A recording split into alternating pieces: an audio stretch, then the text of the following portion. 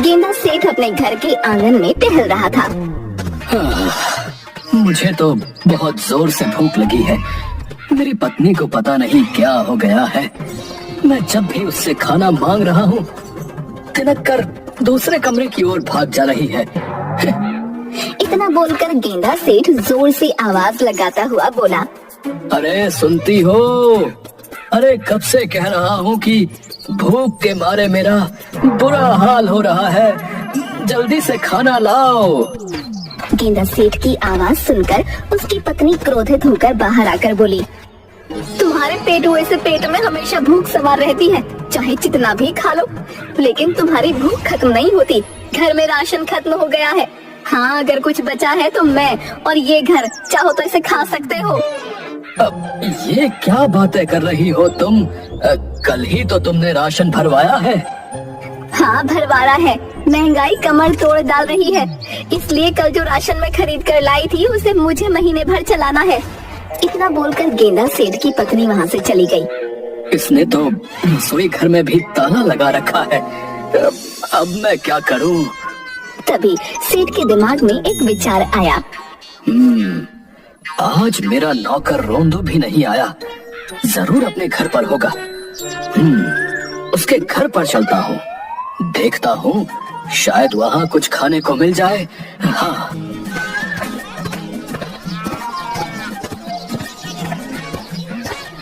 गेंदा सेठ रोंदू के घर पर चला गया। गेंदा सेठ को देखकर रोंदू डरते हुए बोला, आपका यहाँ आना कैसे हुआ?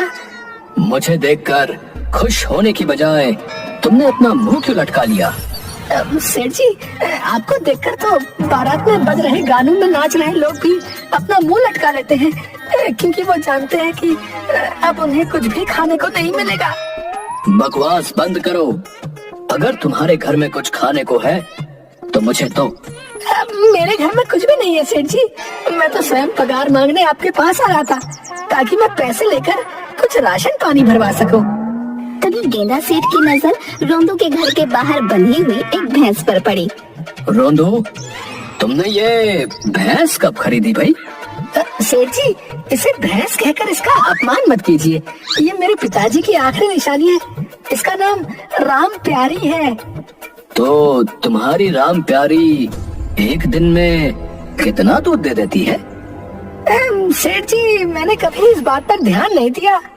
जो भी हो, मुझे तुम्हारी ये भैंस बहुत पसंद आई। तुम्हारी इस भैंस को मैं कुछ दिनों के लिए ले जा रहा हूँ। ऐसा मत कीजिए सेठ जी। जब मैं अकेला होता हूँ तो राम प्यारी से ही बात करके अपना मन बहला लेता हूँ। कोई बात नहीं, जब तुम्हें अपना मन बहलाना हो तो मेरे घर आ जाया करना। गेंदा सेठ रोंदू की भैंस को लेकर वहाँ से चला गया और अपने आप से बोला, मेरी पत्नी अपने आप को बहुत ज्यादा चालाक समझती है ना।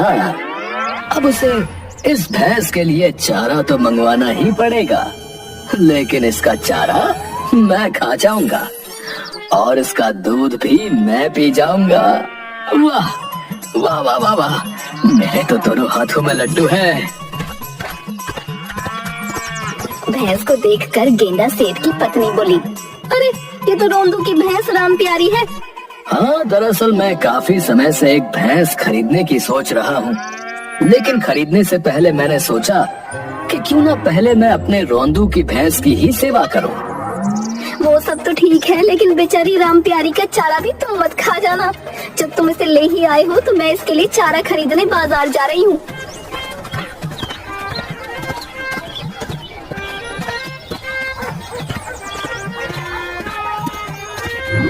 गेंदा सेठ की पत्नी भैंस के लिए चारा खरीद लाई।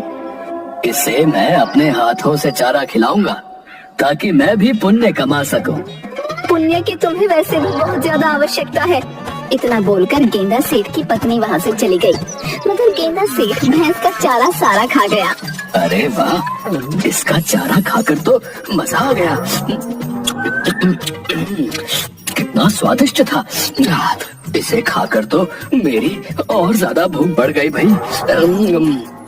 भैंस क्रोधित होकर अपने मन में बोली, अरे ये इंसान है कि जल्लाद। पहली बार किसी इंसान को अपना खाना खाते हुए देख रही हूँ। ये तो मेरा खाना ऐसे खा रहा है जैसे कि बरसों का भूखा हो। अरे वाह वाह, मजा आ गया। अब से मैं रोज इसका चारा खा जाया करूंगा। अब क्यों ना मैं इसका दूध भी निकाल लूं और वो भी पी लूं। गेंदा सेठ राम प्यारी का दूध निकालने लगा और दूध निकालकर सारा पी गया।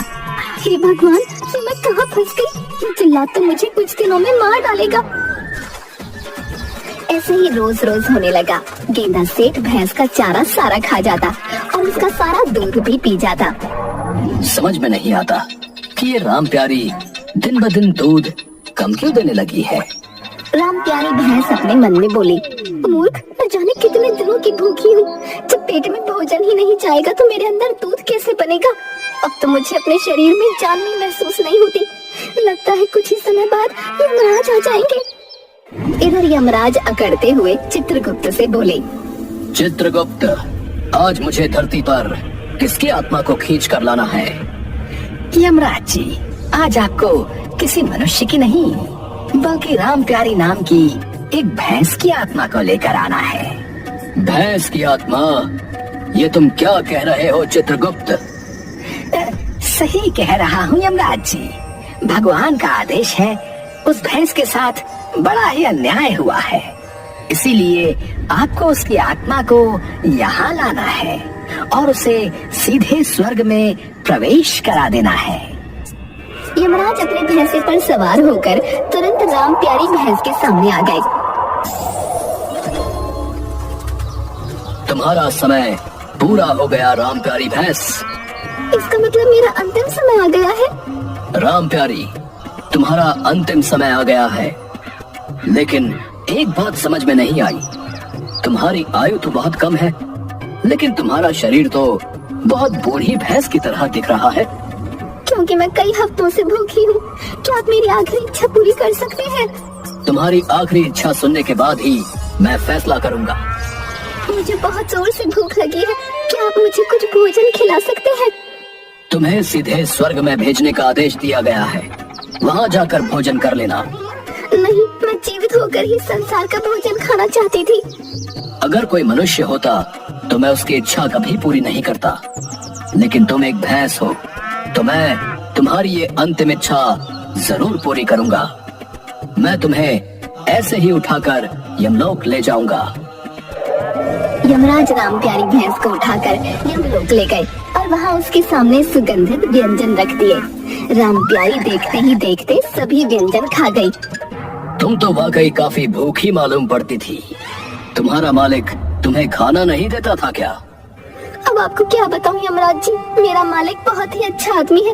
वो तो मेरा बहुत ख्याल रखते थे, लेकिन जब से वो गेंदा सेठ मुझे अपने घर ले गया तब से मेरे बुरे दिन शुरू हो गए। वो मेरा चारा खा जाता था, मेरा दूध भी निकाल कर सारा पी जाता था।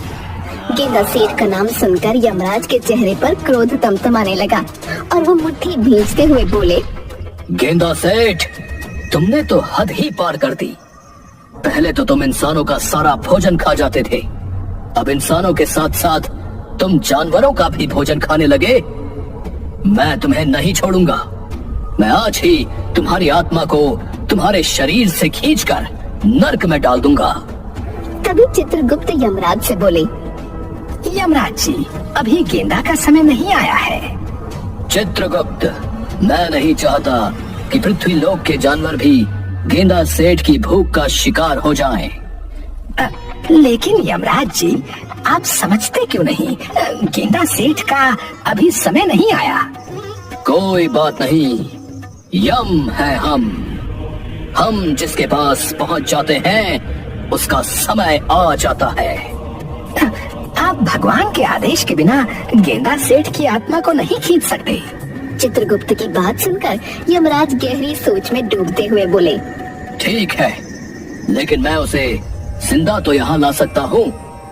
मैं उसे यहाँ जिंदा लाकर उसे अपने हाथों से पीटूंगा, तभी मुझे चैन आएगा। इतना बोलकर यमराज सीधा गेंदा सेठ के घर पहुँचे। गेंदा आराम से खर्राटे लेकर सो रहा था। कैसे खर्राटे लेकर सो रहा है? इसके चेहरे पर लज्जा नाम की तो कोई चीज ही नहीं है।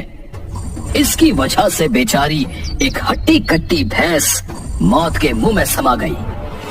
इतना बोलकर यमराज ने गेंदा सेठ को झिझोड़ते हुए उठा दिया। यमराज को देखकर गेंदा सेठ डरते हुए बोला, यमराज जी, आप फिर से आ गए। मेरी तो 50 वर्ष की आयु और बढ़ा दी गई थी। हाँ, मुझे पता है। तो फिर आप यहाँ पर क्यों आए हैं? अच्छी खासी नींद सो रहा था। आपने मुझे जगा दिया तो अब मुझे तेजी से भूख लगने लगी है। तेरी भूख ही खत्म करने आया हूँ भुक्कड़। यमलोक में ले जाकर तुझे ऐसी मार लगाऊंगा कि तू जीवन भर भोजन नहीं मांगेगा। इतना बोलकर यमराज गेंदा सेठ को उठाकर सीधे यमलोक ले गए। यमलोक में राम प्यारी को देखकर गेंदा सेठ बुरी तरह से चौंक पड़ा। ये अच्छी बात नहीं है यमराज जी। राम प्यारी के दूध और इसका चारा खाकर ही मैं आजकल अपना पेट भर रहा हूँ, क्योंकि मेरी पत्नी मुझे खाना नहीं दे रही और आप इसे भी उठा लाए। भुक्कड़, शर्म आनी चाहिए तुझे। तू बेचारी इस प्यारी भैंस का सारा भोजन खा गया और दूध भी पी गया। क्या तुझे जानवरों का खाना खाते हुए बुरा नहीं लगता? मैं अपने पेट की भूख को शांत करने के लिए कुछ भी खा सकता हूँ यमराज जी। अगर मुझे जानवरों के चारे के अलावा जानवर भी खाने पड़े तो मैं वो भी खा जाऊंगा। हाँ। यमराज का चेहरा गुस्से में तमतमा गया और उन्होंने एक थप्पड़ गेंदा सेठ के गाल पर जड़ दिया। यमराज जी, अगर आप मुझे यहाँ पर पीटने के लिए ही लाए हैं तो मुझे बैठने दीजिए। वो क्या है कि भूख के मारे मुझसे खड़ा नहीं हुआ जा रहा। इतना बोलकर गेंदा सेठ यमराज के सिंहासन पर बैठ गया। गेंदा सेठ को सिंहासन पर बैठे देख चित्रगुप्त यमराज की ओर देखकर बोला, ये क्या यमराज जी, ये तो आपके सिंहासन पर बैठ गया। इसका अर्थ जानते हैं आप? चित्रगुप्त, धीरे बोलो। अगर उसे किसी तरह आभास हो गया तो वो अपनी मनमानी करना प्रारंभ कर देगा। लगता है मैंने यमराज जी के सिंहासन पर बैठकर कुछ ऐसा कर दिया है जो मुझे इस मुसीबत से बचा सकता है। हाँ। गेंदा सेठ, सिंहासन से उठो। नहीं यमराज जी, आपको अगर मुझे पीटना है तो मुझे सिंहासन पर ही पीट सकते हो। मैं अपने सिंहासन पर किसी को नहीं पीटता। यहाँ से उठ जाओ। अगर आपको मुझे उठाना है तो आप स्वयं मुझे उठा दीजिए। यमराज जी अपने सिंहासन पर किसी को स्वयं नहीं उठा सकते। जो व्यक्ति उनके सिंहासन पर बैठ जाता है वो अपनी मर्जी से ही उठ सकता है। क्या ऐसा क्या है यमराज जी के सिंहासन पर? यमराज जी के सिंहासन पर कोई भी अगर बैठ जाता है तो वो यमलोक का मालिक बन जाता है। चित्रगुप्त की बात सुनकर यमराज क्रोधित होकर बोले, तुमसे मना किया था मैंने। आखिर तुमने वही गलती कर दी जो तुम्हें नहीं करनी चाहिए थी। यमराज जी, आपने अपने जीवन में फिर से वही गलती दोहरा दी जो आपको नहीं दोहरानी चाहिए थी। आपको गेंदा सेठ को यहाँ नहीं लाना चाहिए था। समझ गया। यानी कि अब मैं यमलोक का मालिक हूँ। जाओ, बहुत तेजी से भूख लगी है। जल्दी से यहाँ पर जितने भी स्वादिष्ट पकवान हैं सब लेकर आओ। जाइए यमराज जी, इसके भोजन का प्रबंध कीजिए। कहीं ये इसके अलावा कुछ और मांग ना करते, नहीं तो हमारे लेने के देने पड़ जाएंगे। गेंदा सेठ के सामने बहुत सारा भोजन रख दिया गया। गेंदा सेठ कुछ ही देर में सारा भोजन चट कर गया। अरे वाह, मजा आ गया। कितने दिनों का भूखा था, अब लगा है जैसे कि पेट में कुछ गया है। यमराज जी, मुझे और भूख लगी है, और भोजन लाओ। गेंदा सेठ के सामने उससे दोगुना भोजन रख दिया गया। गेंदा सेठ वो भोजन भी चट कर गया। यमराज जी, अब मुझे कुछ लग रहा है कि मेरे पेट में कुछ जा रहा है। इससे भी दुगना तिगुना भोजन लेकर आओ। मैं तुम्हारा गुलाम नहीं हूँ। यमराज जी, आपके सिंहासन पर मैं बैठा हूँ, इसलिए जो मैं कहूँगा आपको मानना पड़ेगा। मत भूलिए, मैं यमलोक का इस समय मालिक हूँ। हाँ, बहस मत कीजिए यमराज जी, जो ये कह रहा है कर दीजिए। गेंदा सेठ कुछ देर में सारे यमलोक का खाना खा गया। चित्रगुप्त यमराज से बोला, यमराज जी, इसे प्रेम से अपनी बातों में ले लीजिए और इसे कैसे भी करके उठाइए। सिंहासन से उठ जाओ गेंदा सेठ, लेकिन मुझे अभी और भूख लग रही है। गेंदा सेठ की बात सुनकर यमराज क्रोधित हो गए। यमराज जी, ये समय क्रोधित होने का नहीं है, बल्कि गेंदा सेठ को सिंहासन से उठाने का है। ये जो कह रहा है करिए। जाओ चित्रगुप्त, अब तुम ही भोजन का इंतजाम करो। चित्रगुप्त वहाँ से चले गए। कुछ देर बाद चित्रगुप्त यमराज के सामने खड़े हो गए। क्या हुआ चित्रगुप्त, तुम्हारे माथे पर ये पसीना क्यों टपक रहा है? यमराज जी, यमलोक का सारा भोजन समाप्त हो चुका है, अब तो पृथ्वी से ही भोजन लाना पड़ेगा। तो अब तुम क्या चाहते हो कि मैं पृथ्वी पर जाकर इस भुक्कड़ के लिए भोजन का इंतजाम करूं? इस समय यही करने में आपकी भलाई है महाराज। यमराज पृथ्वी पर वापस आ गए। अरे, इस समय तो पृथ्वी पर रात हो रही है, सभी लोग आराम के लिए सो रहे हैं, यहाँ के होटल ढाबे तो बंद हैं। अब मैं क्या करूं? लगता है मुझे राशन ही ऊपर लेकर जाना पड़ेगा। यमराज बहुत सारा राशन लेकर यमलोक चले गए। यमराज जी, ये आप क्या उठा लाए? आपको पका हुआ भोजन लाना था, मगर आपको भिंडी, आलू, ठंडा पनीर लाने की क्या आवश्यकता थी? चित्रगुप्त, पृथ्वी लोक पर इस समय रात है, मुझे जो समझ आया मैं वही ले आया। वो सब तो ठीक है महाराज, लेकिन अब इस भोजन को पकाएगा कौन? तभी गेंदा सेठ मुस्कुराते हुए बोला, जल्दी से भोजन बनाओ और मुझे खिलाओ। मुझे तो भोजन बनाना नहीं आता चित्रगुप्त। आता तो मुझे भी नहीं है, लेकिन कोशिश करने में क्या जाता है। चलो हम दोनों मिलकर भोजन बनाते हैं। चित्रगुप्त और यमराज दोनों मिलकर वहीं पर भोजन तैयार करने लगे। उनसे जैसा भोजन बना उन्होंने तैयार कर दिया। गेंदा सेठ वो सारा भोजन खाकर बोला, अरे वाह, भोजन खाकर तो मजा आ गया यमराज जी। चित्रगुप्त जी, आप दोनों तो बहुत ही स्वादिष्ट भोजन बनाते हो। गेंदा सेठ, मैंने आज तक कभी किसी के लिए भोजन नहीं बनाया, यहाँ तक कि अपने लिए भी नहीं। तो आप सिंहासन से उठ जाओ, एक शर्त पर। कौन सी शर्त?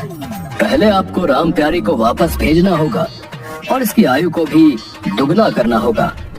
अगर इसे कुछ हो गया तो मेरी पत्नी और मेरा नौकर रोंदू मुझे जिंदा नहीं छोड़ेंगे, और आपको ईश्वर से कहकर मेरी 50 वर्ष आयु और बढ़वानी होगी।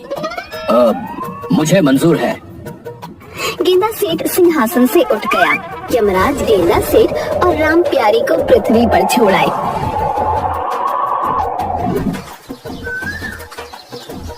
अगले दिन गेंदा सेठ राम प्यारी को लेकर रोंदू के घर पर चला गया। ये लो तुम्हारी राम प्यारी। आपका बहुत बहुत धन्यवाद। मुझे लगा था कि मेरी राम प्यारी अब कभी वापस नहीं आएगी। अरे, तुम्हारी राम प्यारी तो मेरे लिए बहुत ही ज्यादा लकी निकली। इसकी वजह से मुझे बहुत सारा स्वादिष्ट भोजन खाने को मिला। वो कैसे? वो मैं तुम्हें नहीं बता सकता। हाँ, अगली बार अगर मुझे फिर से बहुत ज्यादा भूख लगी तो मैं तुम्हारी राम प्यारी को ले जाऊंगा। इतना बोलकर गेंदा सेठ वहाँ से चला गया।